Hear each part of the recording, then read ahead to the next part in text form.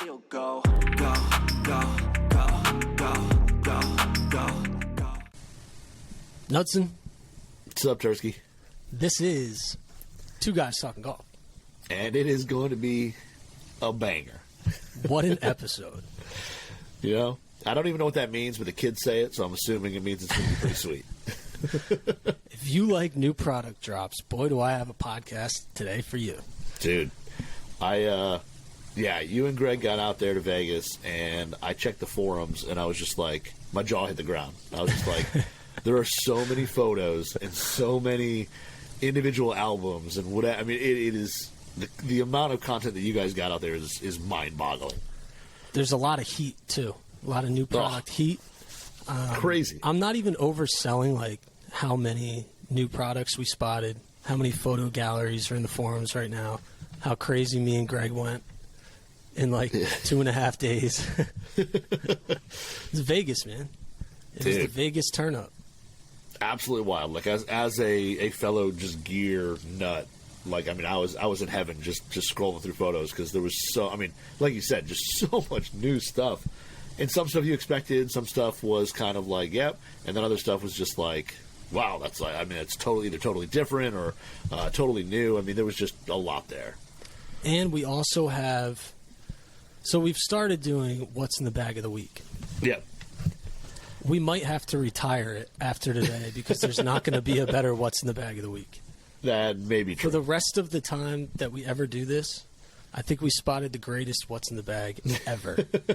From a guy who's like folk hero legend status in a way that Anthony Kim is. That's like, if you know type thing. Yeah. You know. Okay, so What's in the Bag of the Week has been teased. The podcast has been teased. Intro is now over. Let's start reeling off some of these new products. Yeah. It's time. I mean, and the thing is, like, we're going to go through a bunch, and, like, we literally, I mean, unless this podcast is, like, 3 hours long, we probably don't have enough time to go through all of them. Yeah, we're not going to be able to deep dive on everything. So I'm sorry if, like, the product you're most interested in feels like we're glossing it over. I don't mean to do that. It's just we have a lot to get through. Okay. Yeah. So let's start then. All right. Las Vegas, Shriners Children's Open. TPC Summerlin. Now, pretty much every other year, like alternating years, Titleist comes out with new golf balls. Yep. New Pro V1, new Pro V1X. The first Pro V1 came out in the year 2000. Yep. Then the X came out 2003. And pretty much ever since then, alternating years, they bring out their golf balls in Vegas. It's like the perfect spot because the range is nice. It's good testing conditions. It's also like the time of the year, 3 months basically prior to a typical launch or drop, if you will. So it's like the perfect time to get that last minute feedback from players if any changes need to be made. It's probably a little too late for changes to be made, but you got to get that first time feedback from all the tour guys. What are they feeling? What are they seeing? Yep. So they had the white boxes out. Love the them. prototype. Yeah, the prototype white boxes that golfers go crazy for. I have had the opportunity to get a couple white boxes. I know you have as well. And there is just a feeling of like, this is special. This is new. It's something different. There's no branding on it. You don't know what you're getting into. Like, nothing about the dimples or designs or covers or anything. It's just like, all right, let's see what happens with this ball compared to the ball that I'm playing. Yep. So, 40 Pits. People might be unfamiliar with the name 40 Pits, but he basically works with their golf ball R&D team, and he's like the liaison between. That's a good word. I like it. Between the tour players and the company itself. So the guys who design the golf balls kind of work with 40. 40 works with the tour players. What are they saying? What do they need? How do we adjust it? Right. So he was out there. He'll approach whoever it is. Insert Titleist staffer name here. He's got a couple boxes a Titleist bag of balls, like a little shag bag. You know, they got the TrackMan set up, and it's time to tee it up. Like, let's go through the wedges, the irons, mid-irons, long irons, fairway woods, driver, hit some putts. Like, what are you feeling? What are you thinking? Try this ball, try this ball. And they just go through the entire ringer. And for the most part, the new ball is going to be a little bit better. Intentionally so. You know, they spend a whole year. And I did talk to 40. If you want to catch the whole article, it's over on PGAtour.com. Went pretty in depth with 40. And he was basically saying, you know, last year was great for some guys who wanted like a little higher launch and a little higher spin. I think the goal this year is to kind of bring that down a little bit, and then on like mid to long iron shots, driver, all the full game high speed shots, they're looking to tighten that dispersion. Okay. So bring the spin flight down a little bit, tighten the dispersion. That's what I gathered from that conversation. I don't know what the company is going to end up going with in terms of marketing and how it's going to end up performing for the general audience, but I think those were like their early goals when they started designing the X and the V1. And based on my conversations with a couple of the players, that's pretty much what they're seeing. You know, it's complicated a little bit because a lot of the tour guys, like Charlie Hoffman, for example, who is one of the players that I talked to, he's super fired up about the golf ball. He's also sneaky, a huge gearhead. He likes talking equipment. Like, you can see his eyes kind of light up when I asked him, you know, tell me about your experience with the new golf ball. How are you liking it? He's like, yep. He actually he had an early look at the golf balls because he lives pretty close to Oceanside. He lives in San Diego. Hopefully, I'm not blowing up his spot by saying that, but I think it's common knowledge that he's a San Diego resident. But he was just over doing some testing at TPI, just doing some fitness, doing some regular testing, and they were like, "Hey, have you tried the new golf ball?" And he was previously playing the left dash, which is like a high launch, low spin golf ball. So he had his thoughts about the comparisons, you know, spin, feel, all that, and he was basically saying the V1X, which is what he got fit into, the 2023 Pro V1X, less clicky, so less firm basically than the left dash, slightly higher spin, but remember the left dash is made for low spin, so compared to like a stock golf ball, that's why I'm saying it gets a little bit complicated because some guys are playing the left dot, some are playing the left dash, and it's just like there's weird overlaps between spin and launch. Like everything about golf ball design is spin, launch, feel, and it's like you have these little levers that you can pull, whether it's the dimple, the core, the casing, like aerodynamics. You can manipulate the flight in so many different ways, and Titleist kind of caters to making prototypes for tour players that eventually see the light of day or not. You know, you can find some left dots on eBay for insane prices. And some of the other balls, like I think Titleist says about 80% of golfers either fit into a V1 or a V1X. That's probably about right. So we don't really know exactly what's changed. He did reveal that they did not change the dimple pattern, and they didn't change the cover. So they still have, it's 348 and 388, like between the V1 and the VX. Yeah. You know, in 21, they did a complete overhaul. They changed the casing layer, they changed the cover, the dimples, the core. Yeah. Now it sounds like they kind of just went to the core to lower that spin and tighten up dispersion, and then obviously provide some minor differences between the V1 and the V1X. Unfortunately, I don't really have too much else other than that on the golf balls, other than it seems like everyone that was testing, they were either happy or they're like, I really like the golf ball, I just need more time. So they're either switching or like working themselves into it. But as 40 said, he's like, these golf balls are going to be on the range for the next 4 to 6 to 8 years. You know, guys might play the 2023 Pro V1 for the next 6 years. So it's like, if they don't play it the first week, I mean, you know, you're going to do enough testing to end up getting that in play because you're going to like it. You know? Yeah. Well, that's essentially what he's saying. Like, eventually you're going to figure out that you like it and it's better and you're going to move into it. Yeah. Well, like you said, I mean, the overlap with, like, how many guys play, like, dot or left dash or, you know, whatever. There's still a lot of guys who play the 2019 Pro V1 or they play whatever. Yeah. So, you know, like you said, they don't necessarily move out of a certain ball just because a new one's there. Like, and from what we've heard, I mean, from tour pros, is that the ball is a very hard thing to change for them because, I mean, it's the one thing that is used for every single shot, and they know how it reacts to every single shot, whether it's, you know, a small little pitch or, you know, bomb and drives, whatever. So, you know, yeah, like I said, I don't know much about it. I just kind of saw the photos. I like the alignment aid this year. It's a little more simple, a little more clean. Very clean. It's just basically they almost look like watch hands. Like just two little black lines on either side of Pro V1X or Pro V1. You're such a watch guy. I know.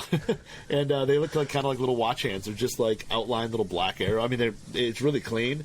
And the funny thing is you mentioned about the dimple pattern, because in the forum there's a bunch of people talking about them. And I'm not going to call the guy out, but the guy says, like, supposedly the 23 version has a brand new dimple pattern.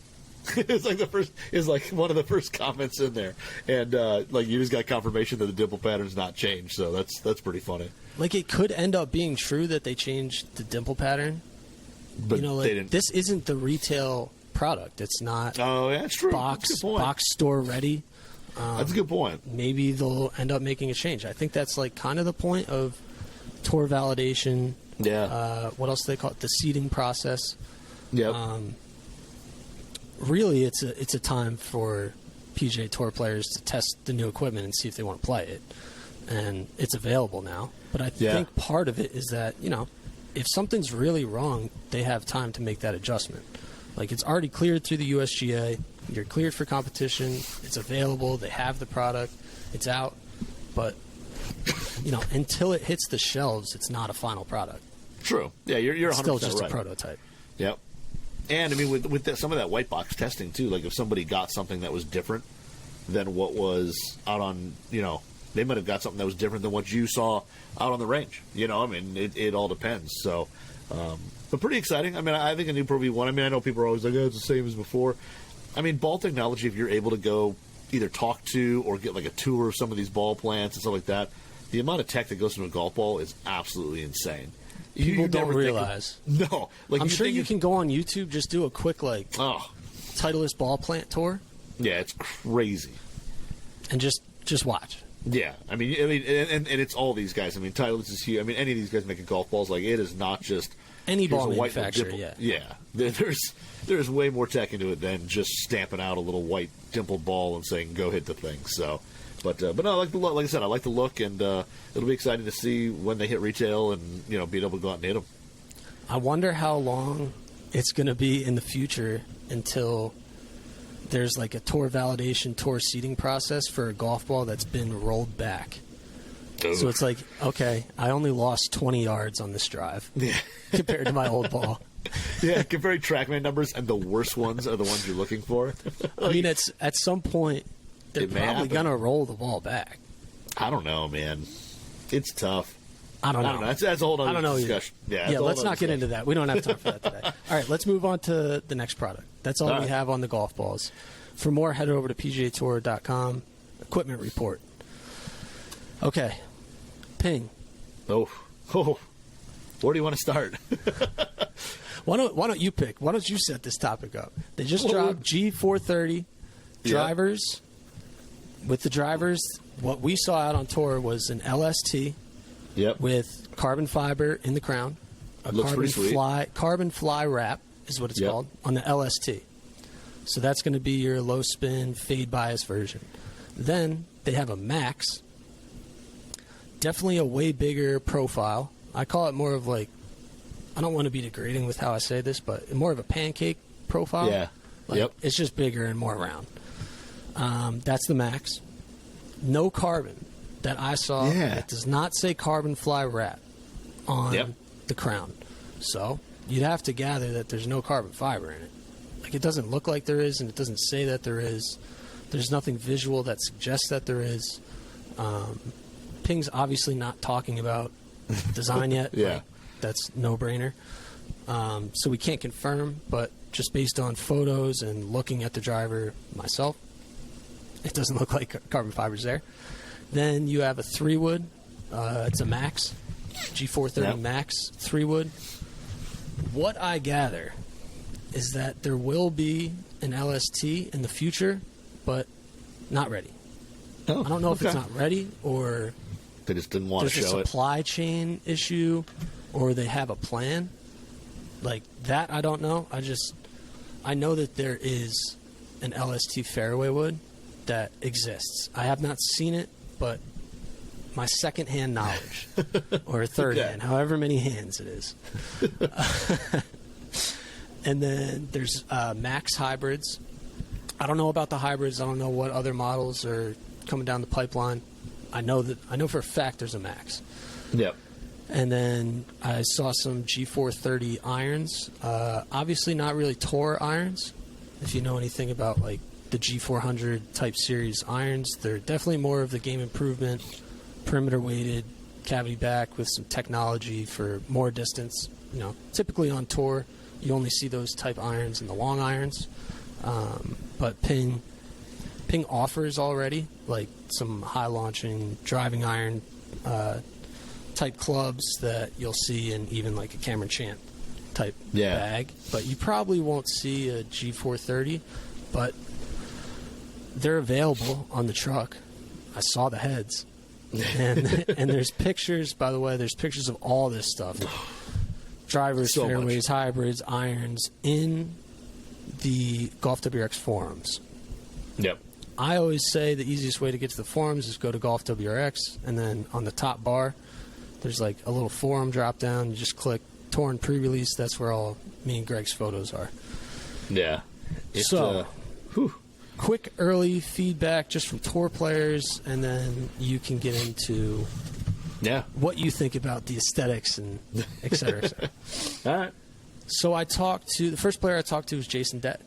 Ooh. Equipment free agent. I love talking to equipment free agents because they'll give it to you real. And that's exactly what he said. Really? While I was talking to him, we probably talked for 10 minutes. He sneaky gets fired up about gear. Love it. And he's in a position to do a lot of testing, so he's getting even like more into it. But yeah, he started by saying, you know, what's nice is I can be completely honest about golf clubs, and if the driver's crap, I'm going to tell you it's crap. But he's like, this driver is pretty freaking good. Like he said, pretty freaking good compared to my G410. So he was playing the G410, which came out 2019? Yeah, it would have been, because 21 was 425, ran 2 years, so yeah, it would have been 19. Okay. Yeah, so he wasn't playing the 425, the latest one. He was playing the 410.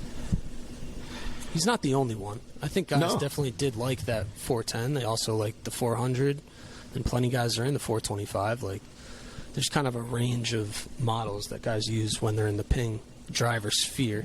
Yep. But compared to the G410, he was basically saying slightly lower spin and picking up yardage. Okay. He was saying that, you know, it's an LST. Like, he got fit into the LST, I believe, a 9 degree. It's definitely fade biased. So he's like, if you're a fader of the golf ball already, you know, maybe the LST isn't for you. But he's a guy that turns it over, and he hates seeing the ball go left. So he's right in the wheelhouse for the LST.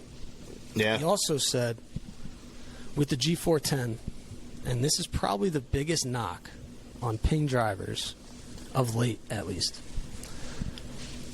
The G410 and the G425, I talked to Mito Pereira as well. Like, they both basically said, we need a lot of hot melt in there because the sound's not that great. You know, it just doesn't sound good. Like, even the guys at Ping, they'll tell you, like, you know, the sound wasn't great. I don't think they figured out the acoustics of it. It seems like they worked really hard on the sound this year because everyone that I talked to, Day, Pereira, anyone else who was testing the driver. I talked to a number of different people. I can't reel them off at the top of my head. My brain scrambled from all the product. But they were all saying how much better, how significantly better the sound was. Wow. And obviously it's hard to describe a sound like with words. Mito said it was more compact, like a more compact, muted sound. Okay. Instead of that, like,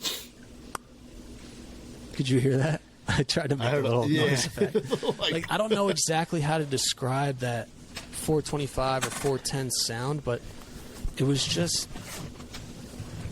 too much. Yeah. It's kind of like baseball bat-ish. Yeah, like, it's just hollow, it's loud. Yeah, a little hollow and high-pitched. This driver, the LST, does not sound like that. Like, I was standing right there listening to the sounds that they're hearing. Obviously, like, sound and feel go together super tight. So, like, if you're actually hitting it, you can kind of feel the feel and hear the sound a little bit better. Like, it hits you harder, but just standing there and watching guys hit and listening, I can tell you, it sounds way better. Nice. It's just not that, you know, when you're on a range and you hear someone hitting the ping driver and you're like, yep, what's going on over there? You know, it just sounds like they're not hitting the center of the face. It sounds like it's not going that far. And that's not a knock on the driver in general. Like, the G425 and 410s have been played on tour by hundreds of guys. Oh, yeah. Plenty of consumers love the driver. They're great at giving you that forgiveness and stability. The LST is really good at being fade bias, low spin.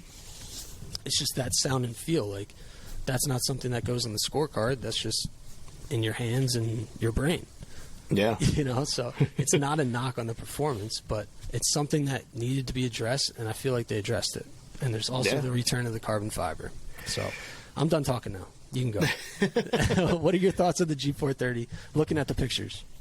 Personally, I mean, I think the LST looks awesome. I know that some people in the forum are saying, you know, between the turbulators and the carbon crown and the new, there's kind of two little dimples kind of middle of the crown that it's getting too busy or whatever. I think it actually looks pretty cool. I like the whole matte finish. The carbon's all done in matte. I think it looks pretty awesome. I think the shape is actually just a little bit more, maybe just a little bit more rounded off than last year's G425. Like, it doesn't come to as sharp as a point, I don't feel like. I don't have a 425 here to kind of compare it to, but my thoughts on why there's not carbon on the Max is, someone once told me, and it was somebody in the golf bit, I don't know if it wasn't necessarily someone from Ping, but we were talking about the Ping heads and how they're so heavy. Like, a lot of the Ping, like 425 heads, are like 200 plus grams, and that's a lot of times why they use counterbalance shafts and stuff like that. And the heavier weight kind of adds some of that MOI, it adds some of that forgiveness because it's so heavy. My theory is the LST uses a carbon crown because they're using that weight somewhere else to lower spin, make it more neutral or fade bias, whatever they want to do. And the Max may go all titanium because that may still be an overall heavier head to keep that forgiveness thing up. I don't know if that's 100% true, just something I was told from a very respected person in the golf world on the OEM side, so I'm going to believe it. But that's my theory on why maybe there's titanium in the Max, but not in the LST. But the LST looks really good from address, and realistically, the Max looks good. The Max, you're always going to fight with a little bit of, is it shut, is it not? Like, you know, depending on the settings you're on, the loft you're at. But overall, again, I think the shape of the Max is pretty good. It doesn't seem as pointed as the old one, and I think the fairways look awesome. I think that carbon crown, they just have a really cool look. And honestly, the Max looks really good from address. Like, the address photo on the Max, I don't see too many people out there, even, you know, the best players in the world, who are going to look at that and say, yeah, that's not for me. Like, that's a pretty good looking fairway wood in terms of shape, the carbon crown, all that. And it actually looks like it may be just a smidge deeper face than the 425. It's hard to, again, you're looking at photos. That thing sits low. Yeah, and the 425 was crazy low too. This may be a smidge higher, not much, maybe a smidge. And then the hybrid looks like the face is a little deeper on that. That looks pretty solid. I love that you guys got a picture of the 425 versus the 430. 430 is, like I said, a little more rounded off, but looks really good.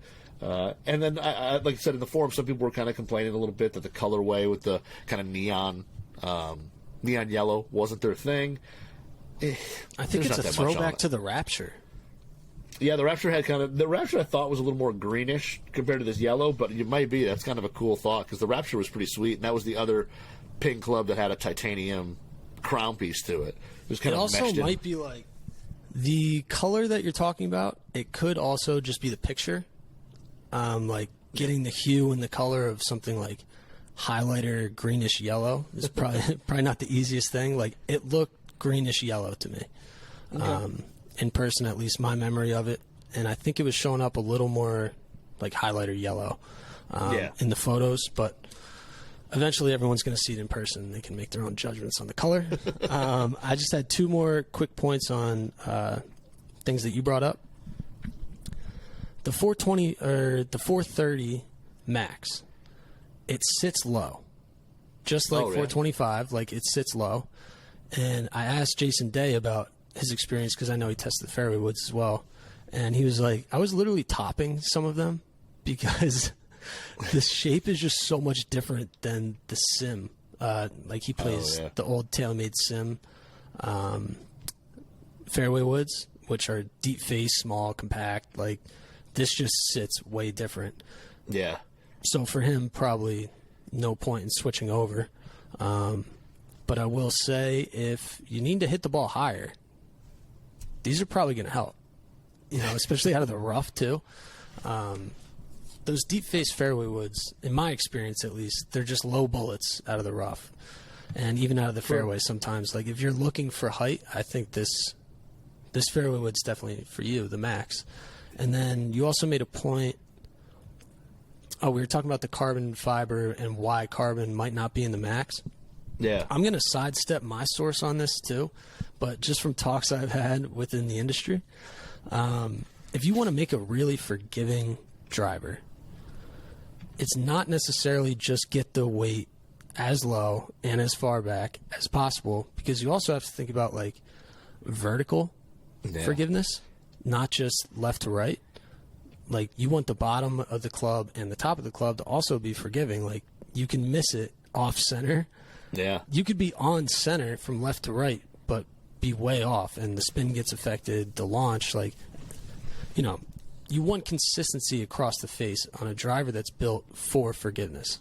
So just strictly getting the weight low, not necessarily the goal. Like it's a whole equation. It's a whole experiment, basically, like manipulating weight and figuring out what works best. Maybe them putting the carbon fiber in that crown didn't make sense. Maybe you lost stability with it. I don't know that. We're going to hear an explanation from Ping at some point. It's not going to be today. So we're just speculating right now. So there's the G430. Moving along. Yeah, really good, though. I mean, honestly, I'm excited to hit him. I'm going to move on to Cleveland Srixon. Yeah. And we'll start with Srixon. Oof. We spotted in Brent Grant, I believe his name is. He's a Srixon staffer. Spotted some ZX7 MK2 irons in his bag. To me, it just looked like the pad, like the muscle pad that sits in the cavity. It looks like they made that bigger, a little bit wider, I would assume, to move forgiveness out and move weight away from just the center. Other than that, they look pretty similar to the last iteration of ZX7 irons, which I think for them is probably really smart. That was really successful iron. Yeah. People love the look of, they love the feel of, the performance, the sole. Like, they're still going with the V-sole, it seems. And the design just looks very similar. Like, I don't know if you spotted anything, because I know you're more of a Srixon iron user than myself. Like, did you spot anything from address photos or, the back of the club, anything aesthetic-wise stand out to you? No, I mean, like you said, I mean, the first thing that stands out is that cavity. Like, they're moving a bunch of mass there, and a lot of times it's kind of an increased feel. But the one thing that I think, and again, in-hand photos are amazing, but sometimes it doesn't tell the whole story, but they look like they have a little less offset. Honestly, from address, I kind of like the way, especially the like the 4-iron, when you set that down, looks like it has a little less offset, and then the short irons, I think it's like a 9-iron that you guys got photos of. I mean, it looks like it has 0 offset. Yeah, it does. And the ZX7s had a little bit, nothing bad. I mean, they had, offset's not a horrible thing. They had like just a little bit, and it was fine. I love my ZX7s. I feel like these have even less, less offset than the ZX7s did. But these things, I mean, I think they did what they needed to do. You took something that was absolutely amazing. Don't screw it up. And here's the new version with some little improvements. But like you said, yeah, the Tour V-sole's still there. Everything else about them looks really good. I would almost care to say that, man, maybe they're a hair shorter heel to toe than the 7s, but that's hard to really tell unless you got both of them next to each other. But the thing that jumps out to me is maybe a little bit less offset, which I think for a lot of Golf WRXers is a good thing. That's what everybody wants. And to me, I think it improves the look. But yeah, overall, just really good looking irons. I mean, these are ZX7s did awesome. I think these are going to do insanely well as well. I was just perusing some of the forum comments. I like to see what people are saying, Yeah. What's the feedback? At least initially. I'm not trying to spend all day in there, literally. But, I check the pulse. Were people saying, were they like chirping the top line, saying it's too thick? Or is that a different thread? I didn't see that personally in this Okay. one. In the new one, maybe it was the old one because some photos did leak of these a few weeks ago. Somebody got a hold of them somehow, and there were some photos before. So I didn't see it in this thread, but it very well could have been in an older one. Keep talking. I'm going to look it up real quick. Let me just see. I mean, and the thing about like the ZX7 is like, I mean, it is a small, one-piece forged blade, but it isn't like Ricky Rev 33 thin. It's not crazy tiny, and if you're not on like your best ball striking day, you could get away with some shots. So I'm thinking that these will be along the same lines. Just like the other ones, you can see kind of the little toe area where they've got the little etched out area where they kind of shove some tungsten in there. Interesting fact, when I made mine raw, I had a set of first year ZX7s, and I brought them to an automotive chrome shop here in Metro Detroit, had them strip all the chrome off, and that little tungsten circle, it doesn't look like the little oval on there. It's a little more of a true circle. Yeah. And it's a little bigger than what you see there, too. It's a little larger from the original ZX7s. But Okay, so I found the comment that I was looking for. I'm not going to call anyone out, but the gist of what he was saying was he was hoping for a thinner top line from the ZX7s. I don't know how much thinner we really want to go on CBs, but I hear you. Like, if you like really thin top lines, I guess they're slightly too thick. I don't know. I wouldn't want them any thinner than this. I'm about to say, I think they're pretty good. I think they're a pretty good proportion. They kind of look like exactly how you want an iron to look. Unless you're definitely a blade user that needs ultra thin, and that's the look you're going for. Like, if you're kind of just a +2, even up to a 10, like these are kind of your wheelhouse right here. Yeah. No, they look pretty good. And then they also say power frame on the back. And I have no idea. I'm literally guessing. I have not talked to anyone at Srixon. I've heard nothing about these things other than seeing photos. But the whole power frame thing, my guess is that there's kind of like a little step out near the toe where they have like the ZX7 wording. Mm-hmm. And I remember talking to somebody else about a different set of irons, and they had some material out there, and they were talking about how like they're reinforcing the face out there, and it kind of helps on some mishits and all that. So you may see a little better, performance on some off-center shots. But again, they're forged CBs, so I mean, you're not going to get tons of forgiveness. But these will help you a little bit on a bad day. But I think they look amazing, and if they feel and sound and everything like the previous ones, these things will be an absolute monster. All right, so we're going to move along from the ZX7s. Let's get into Cleveland. Spotted some RTX 6 Zipcore Tour. What is it? Tour rack. Yeah, Tour rack. Okay. Yep. Tour rack. I just spotted just a mid grind 56 and was it 58 or 60? But I just saw 2 wedges 60. out there, so I don't know if there's like a full lineup, if there's new grinds, if there's new lofts. All I have is photos of what that sole looks like in those 2 particular wedges, and some new labeling and the face. I have no information at all. What's your takeaway from the photos? I think I like them a lot. It's interesting that I think with everybody kind of messing around with CG placement, if you look at like the dead center where you'll see the word Zipcore, there's almost like some added mass there. Like they've It got does look some like that. It's protruding a little bit more than I remember. Yep, exactly. I haven't seen that before, so they're probably doing something there to alter kind of the CG placement, to either raise it lower, get it kind of in the dead center. The soles look a little wider than the traditional mids before, especially in the 60. It almost looks like a full sole, but again, unless you have another one to hold it up against, it's kind of tough to say those things sometimes. I think the face looks awesome. It's still got like Cleveland's pretty aggressive milling that they put on the face. The only thing to me that I don't love about the look of this wedge is the transition from hosel to leading edge. Too round? It's pretty rounded, which from what I've heard, and again, I'm not a designer, I've heard that rounded leading edge definitely helps, especially in like the 60s. You open the face, and it helps with basically interaction with the ball or getting through the rough, something like that. To me, I don't love it visually. I would like it a little straighter for me personally. It moves my eye out to like thinking the sweet spot, quote unquote, or like where I'm aiming to hit the face. It kind of moves that out more towards the toe. Yeah. Which I don't know if is really a bad thing in wedges. Like you don't want to be all over the hosel when you're in wedge shots, but it does just play around visually with things like alignment and where your eye focuses.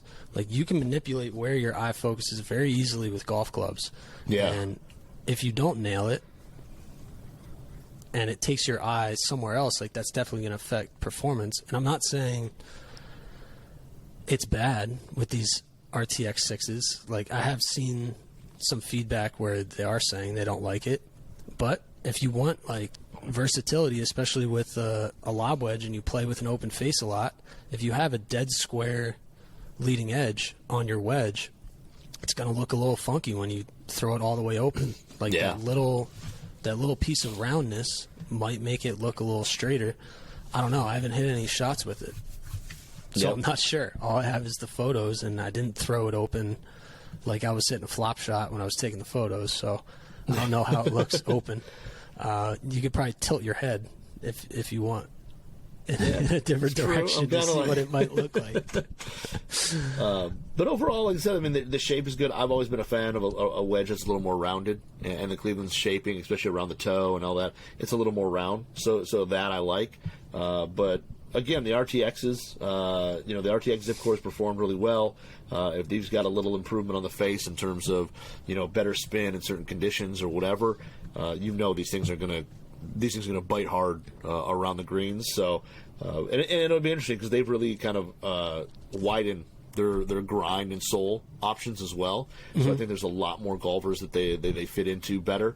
So I think if they keep expanding on the sole grinds, the different sole grinds, they've got a little bit improved groove. I think overall they're going to do really well. But like I said, for me, the only thing I don't like about it is that little transition from hosel to leading edge. But other than that, I really like the look.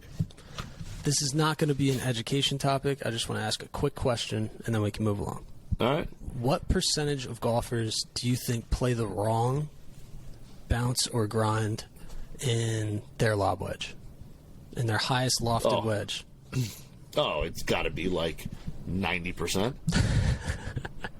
I mean, let's put it this way. I mean, how many people who have even got a fitting have gotten a wedge fitting? Like, if anybody's gone in for any type of fitting, from driver to full bag to wedges to putter, how many have included a wedge fitting? And I bet if you were to ask Nick Sherburne over at Club Champion or whoever, that percentage would be crazy low. Nick just got the shout out on the podcast. What up, Nick? He's a great guy. I've had the pleasure of talking to him so many times. But I bet if you were to, if he was able to pull that data, when he was pull that data for you and told you how many wedge fittings went along with whatever other fitting they did, I bet the percentage would be very small. So I think we could probably get that data. That'd actually be interesting to see.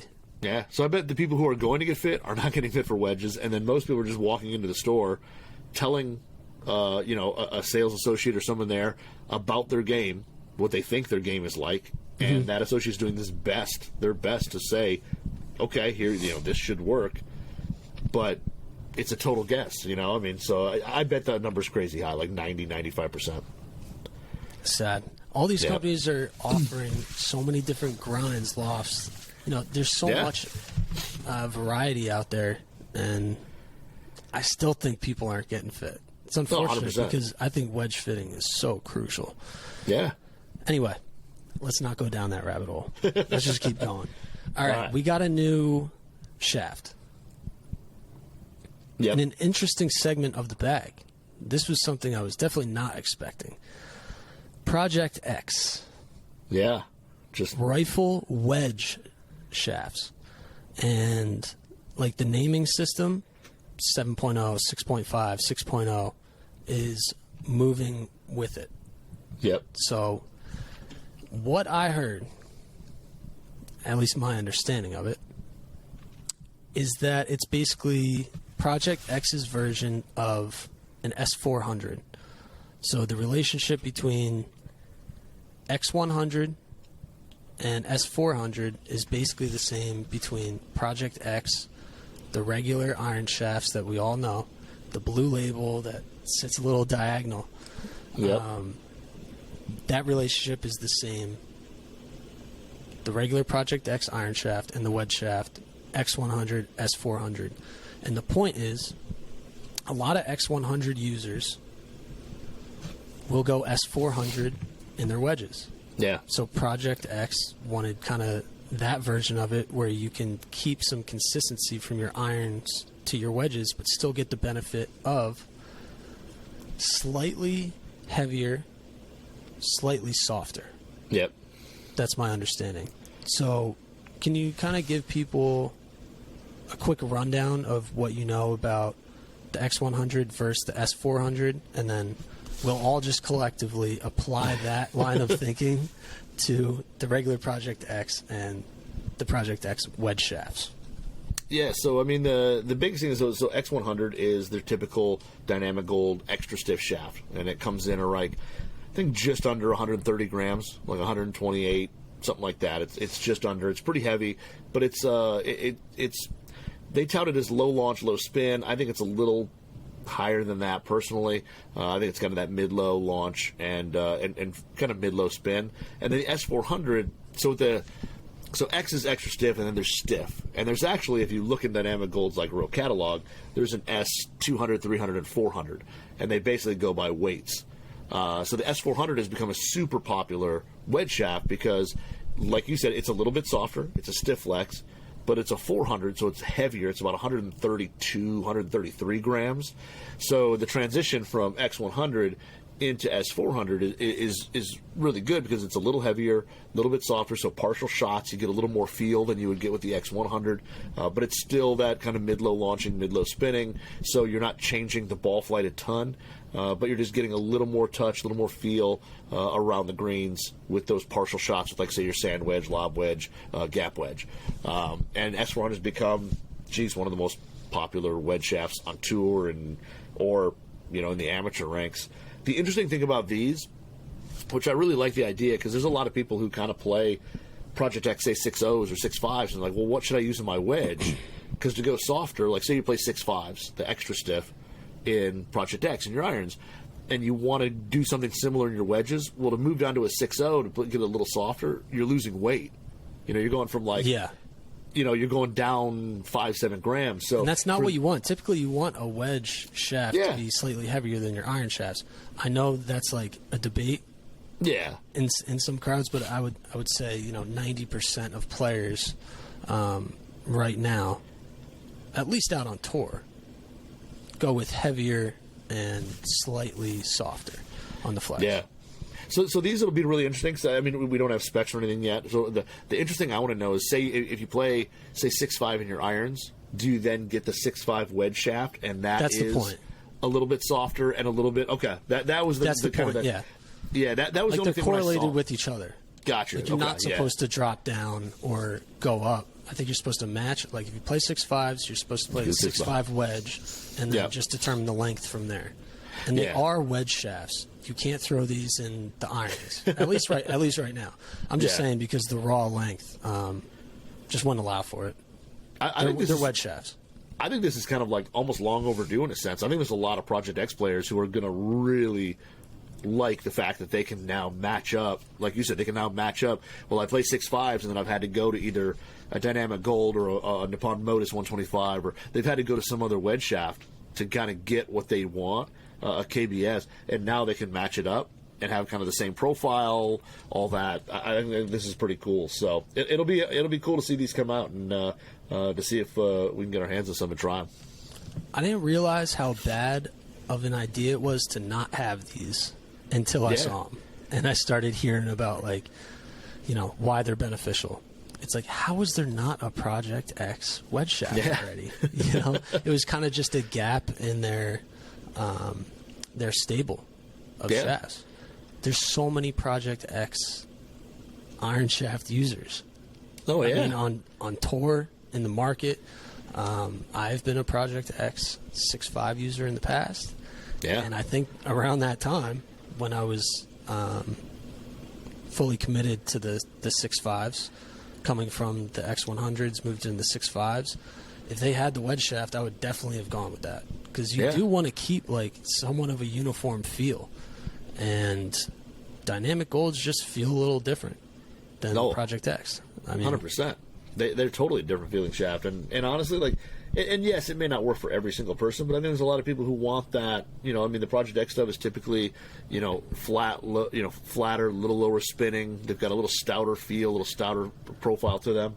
And like you said, to match it up to your wedges, especially in your gap wedge, where you're taking probably a lot of full shots, but you want that little bit extra weight, I think it's huge. And then like you said, you get in the sand wedge and a little softer, a little more feel.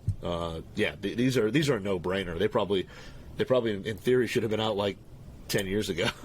I know. I'm curious to see who ends up putting these in play. I think we'll probably have to wait probably a couple months and then revisit the topic, because changing a wedge shaft.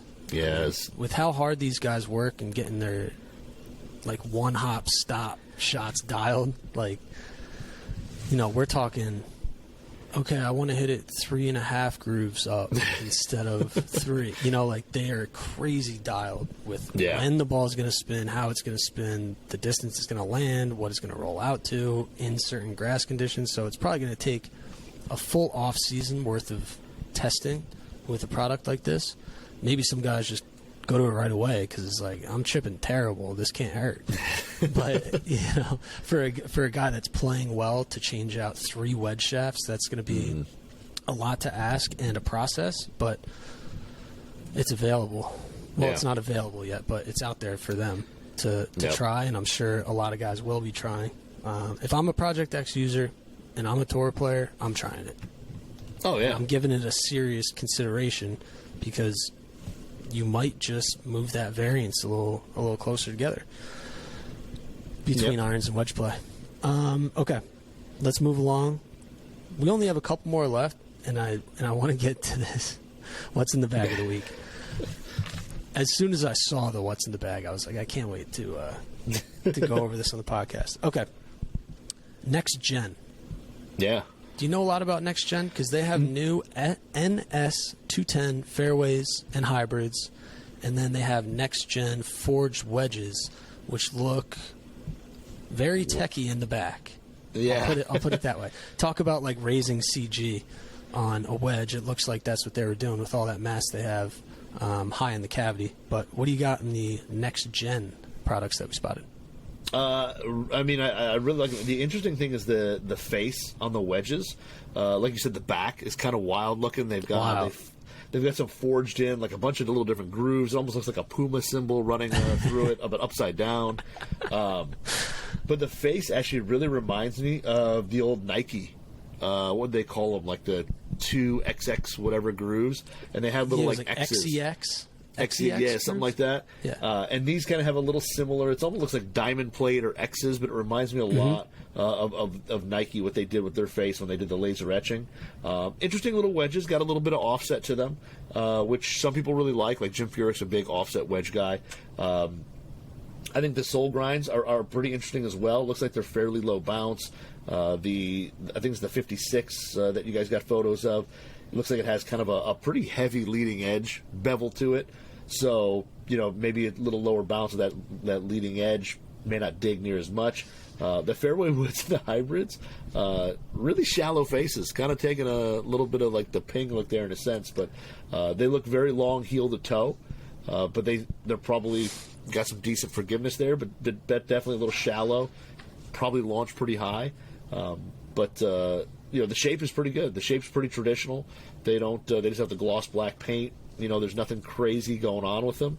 But like I said, they have some interesting little quirks that I noticed as I scrolled through. All right, I got one more thing written down that I just wanted to mention. Okay. Jason Duffner. Yeah. In Napa, we saw Ricky Fowler strut out with the Cobra King Tour. Okay, so that was like a cavity back construction, slightly bigger. Now we saw the Cobra King CB. Yep. Duffner had a bag full of them. I did not talk to Duffner yet, unfortunately, to get his take. But the photos are up. They look very clean. If I'm a Cobra iron user, definitely intrigued by it. Duffner seemed pretty fired up about him. I know he was excited to show Greg the irons. Check out my new irons type thing. That's all I got on the Cobra King CBs. Yeah, I mean, the same here. They look really good. They're probably a one-piece forge. They probably got, maybe a little, like, tungsten in the toe or something. And, again, literally have no clue. So anything I'm saying here, if somebody thinks I have some inside information, I do not. I'd be making it up. Yeah, I mean, I'm literally guessing. You know what they kind of remind me of a kind of a little way around it, but they remind me a little bit of T100s in a way, because there's a lot of mass kind of down and low, and then the face looks like it's maybe a hair thinner, and then you've got the rest of the perimeter weighting around it. But the cavity's probably a little deeper than it looks in the photos, and it kind of reminds me a little bit of those T100s that have kind of the big muscle on the back, and then they kind of go in. Yeah. Which I play the T100s. I know what you're talking about. Yeah, exactly. I've got a set literally up here. And I love them. And I love them too.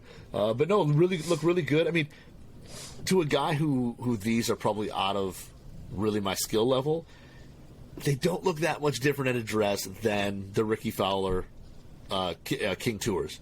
The ones that are going to have a little bit of speed, that are going to have a little thinner face, a little bigger. The overall shaping and all that isn't that much different. I mean, the top line's a little thinner, and it's probably shorter heel to toe. I mean, it's probably more compact overall. But when you have them set down, it's just in photos, unless you have them set down side by side, I don't think there's a monster difference between the two. Which I think is good. Yeah, exactly. I think that's a great thing. Yeah. That's the other thing, too. Yeah. If you went, like, King Tour in, like, your 4, 5, 6, and then maybe 7 down or 8 down, you went with the CBs. But they look really good. They're really simple. They're really clean.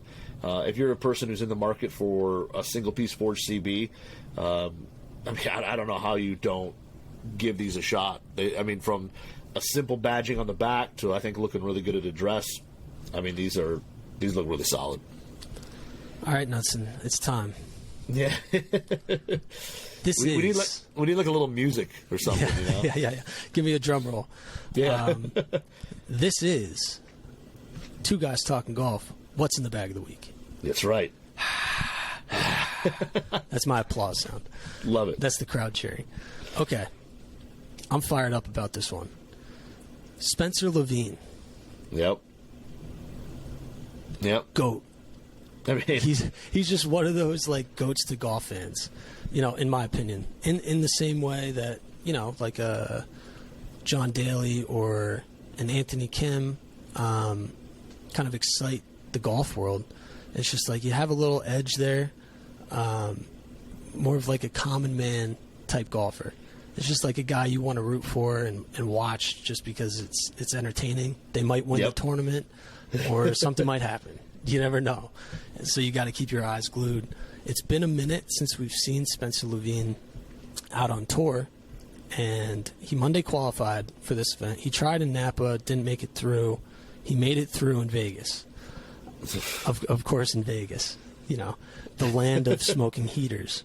Yeah. I think that's probably the number one thing. If you search like Spencer Levine on Google or Twitter or something like that, someone's posting that famous photo that he has just standing in the fairway like ripping a cigarette. But anyway, so we saw him out on the putting green.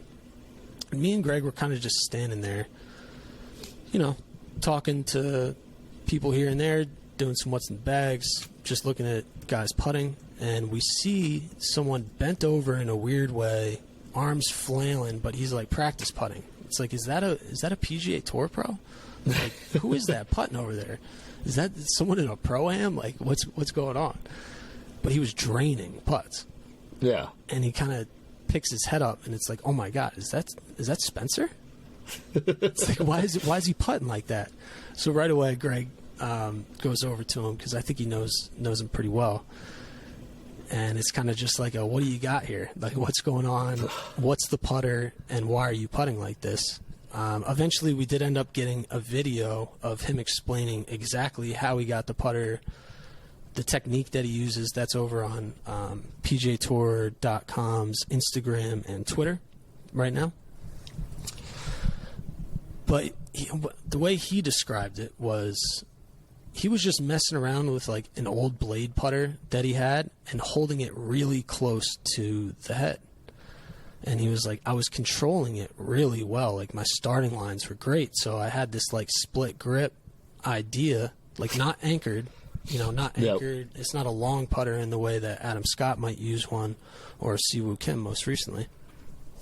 It's like the Natalie Golbis split grip idea. You know, how she was using that split grip back in the day.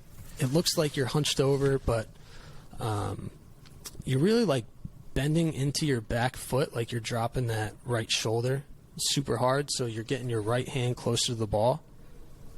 But he needed a putter that was going to support his newfound technique. Yeah. So he went shopping in his dad's shed. What's up with dads and putters in dads' houses and designing by dads? Man.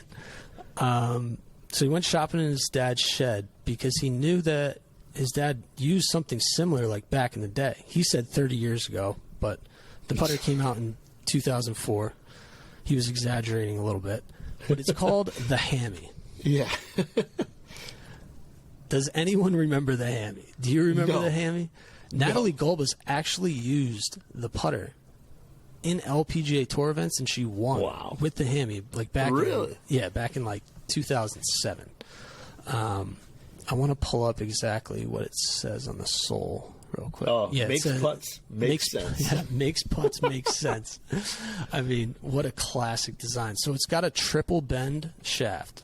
Yeah. It's got a split grip. It's center shafted as well. And I just went to like the product description over on a website that sells it retail, like online, because their website no longer works. Not shocked. I don't think their Facebook works either. But it's designed, you're supposed to stand like 45 degrees open to the target and play the ball super far back. So it kind of naturally puts your hands in that forward press position, and it just aligns your eyes in a different way than a normal square setup. And your right hand is dropped super close to the putter head. So, you know, the idea behind that is you have more control over the face angle throughout the stroke. Try to hit the ball more square. Try to get it rolling good. And he was catching some attention from other PGA Tour players. I'm not going to lie. There were at least 3 or 4 players that went up, and then there were other equipment reps, and you know, everyone kind of wanted to look and wanted to try. I won't say any of the players' names, but you know, there were a couple guys that the first time they tried it, it was like made putt. Okay, take this back right now before I steal it. Type I'm not putting it in my bag. Like everyone was just draining putts with this, and he looked super confident using it. He was hitting 5-footer after 5-footer, and it's just like, okay, hit the putt, that's in. Hit the putt, that's in. His confidence is just through the roof. And what he said during my interview was that once he tried it, he hasn't changed it since. And he also made 11 birdies in the first round he used it. He obviously used it to Monday qualify for this event. So Yeah. I don't know. This might be the resurgence of Spencer Levine just based on the putter. Yeah. So he got it re-gripped with Super Stroke grip. It's all legal. Like, the technique he's using is technically legal because it's not side saddle. Yeah. I don't know the exact side saddle rule. I'm not going to lie. But I think standing 45 degrees, nothing's anchored. Like, he's keeping his left arm away from his chest, his sternum, his belly. Like, it's not attached anywhere. So he's freely swinging with both arms. So I don't think there's any anchoring issue. I just don't know the side saddle rule. But, yeah, pretty cool to see a wild technique from Spence and a, 18-year-old putter from his dad's shed. It's like, this is the greatest story ever. And it doesn't end there. No, when you not at all. continue going through is what's in the bag. What first caught my eye when looking at his bag, he has a Big Lebowski head cover. Yeah. The dude. I don't know how many listeners we have who have seen the movie, but there's a character, the dude, and, he's wearing the robe, no shirt underneath, and it's got his image on the front swinging a golf club. And I think, like, the shout out of that head cover is the scene where I think he's, like, sitting on the toilet or something, but there's a guy in there. He's like the villain of the movie, and he comes in. Yeah. The dude's holding the bowling ball, and he's like, "What is that?" He's like, "Obviously, you're not a golfer." Like, just messing with him. But there is, like, a little famous golf quote in that movie, so it's not completely shocking to have a Big Lebowski head cover. So I thought that was pretty cool right off the bat. And then, if you want to take the people through the what's in the bag and kind of give your take on the clubs, because he's got some interesting stuff in there. Yeah, and I think one of the best comments was there was somebody in the forums who said, it's a guy, and I'm going to give him credit because it's a great line. He goes, it's a guy called On the Bag in the forums, and he goes, and that, folks, is the bag of a hustler. Like, it really is. If he shows up in your tee time and wants to play skins, it really. if you got matched up with him, just like two singles going to play a muni or whatever, and he was like, "Hey, man, like, you want to play for $50?" And you look at his bag and you see that. Nope. I'm good. So, I mean, the funny is, it's such a great mix of old and new. Yeah, and that's what I love about like some of these guys and the what's in the bags that are just so special, because it has nothing to do with what's new. It just has everything to do with what am I hitting good, like, what am I hitting well, and that's it. So I mean, he's got like a fairly new driver. He's got a TSI 3 with a hazardous black smoke or a hazardous smoke RDX black. I mean, all pretty new. But then he jumps into one of the most, I don't want to say the most underrated, but a fairway wood that didn't get the love it should have. Most overlooked. Yeah. The people who know, but it was the old TaylorMade burner TP, and it was like, I guess like was it the first generation of it? They came out in 2007. When I looked it up, 2007 was the release date. And he's got the actual Rombax TP85 shaft in it that has the TaylorMade graphics and all that. I couldn't believe it. And it was, and the best, and so that's a 3-wood, which was a great 3-wood. I had that 3-wood for a really short time back in the day. But he's got the 5-wood, which is awesome. I never even saw the 5-wood, I don't think. I don't know if we brought it into the shop, but the 5-wood, but he's got like the old R7 graphic Fujikura Reax Rombax TP85 shaft in stiff flex in there. That shaft, I remember, I thought it was so cool because it had like the yellow, red, and black paint, but it, like in the logo, it had like just like the woven carbon fiber in there. Mm-hmm. You could like kind of see it, and it played super soft. I had one in a driver, and then I think in a 3-wood. It played kind of soft, but super old school. Like I said, 2007, and they're still going strong. Little lead tape on each one of them. The crowns are a little beat up, and then you get into a set of, again, very underrated Wilson Staff C8 forged irons. which I think came out last year. I think something like that. I think they were 2021s, 2021. But a great like forged cavity back that again, unless you give it the time of day, you don't know really that it's as good as it is. And then a mixed match of wedges. You got RTX Zip Core gap wedge, and then you jump into a SM954 sand wedge. That's so funny. And then the putting. I mean, if you haven't seen the video, which you definitely should see of him putting. He looks like a hockey player. Like he's lining up a little wrist shot. Happy Gilmore. And that's his putting. Yeah, I mean, really. People are calling him Happy Gilmore on Twitter and in the Instagram comments. And I think he was saying one of the PGA Tour pros even was like, "What's up, Happy?" I like that comparison. It does kind of look like that putting style. Though, it does. Honestly. Somebody in the forum put the thing like next to each other, and it's like there's a little thing to be said there. I think Happy's got a little more bend in the knees and a little more hunched over than. But I think they're pretty close. So we might need to make a T-shirt with like a caricature of Spencer putting with this putting technique, and give it some sort of catchphrase. I'd rock a Spencer Levine shirt with the new putting style.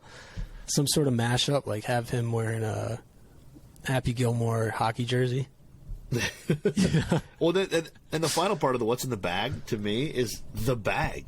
It's an old Titleist stand bag. It's faded, like it was black at one time, and now it's purple because it's so faded. Dual straps, doesn't even have his name on it.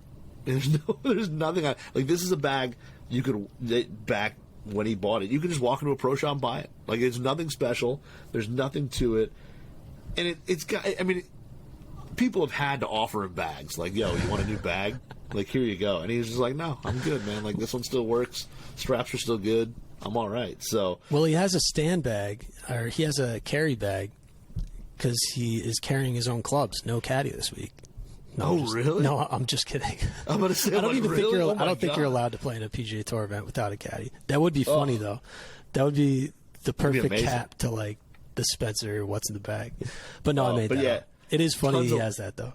Yeah, tons of lead tape on the irons, the driver, the fairways. I mean, it's just a tinker. It's just that, like I said, that post turned perfect. Like it's a hustler's bag. It's a guy that if you get paired up at a Muni, that guy's going to go shoot either 67 or he's going to shoot 187. Yeah. There's no in between. Like there's no. That and guy's take not like shooting 95 practice swings on each shot too. But he's gonna, if he takes 80 practice swings, then you know he's gonna shoot the $150. If he doesn't take any and he just walks up and hits it, you're in real trouble because he's about to shoot 67. Well, he is the latter. No, for sure. Officially qualified for the Shriners, so we'll see Spencer play this week, debuting the new technique and the hammy putter from 2004. Love it. I would say right now, probably the greatest what's in the bag of all time. It's at least top 5. Oh, it's top 5 for sure. I don't know if it beats that one Florida PGA Pro. I don't know if it beats him. That was pretty amazing. John Daly's had some setups. It's just like he has to. between the head cover, the fairway woods, and the freaking hammy putter. Yeah, that's got to be the first hammy putter in play on the PGA Tour. So he's setting records. That's true. Yeah. And the hammy putter, I mean, if you count LPGA, it has more professional wins than probably some big brands that probably still waiting on their first. So good point. That's pretty huge. So big shout out to Spence. Good seeing you out there. Play well this week. Yeah. In your return, get the win for the hammy. And enjoy your what's in the bag of the week. Even if you missed the cut, you got the Golf WRX what's in the bag of the week. And with that, I guess we're going to wrap it up. That was a lot of topics. That was a lot of talking. My brain is fried from all the different tech. That's probably going to do it for me in Vegas. Hudson, you got any closing words? You know what? Hey, you know what? Go put $1 on red for me, and you know, if you win, don't spend it all in one place. Fair enough. No promises. All right. That was Two Guys Talking Golf from Vegas, Sin City. We will see you next week, probably with a few less new products. And we're out. Go, go, go, go, go.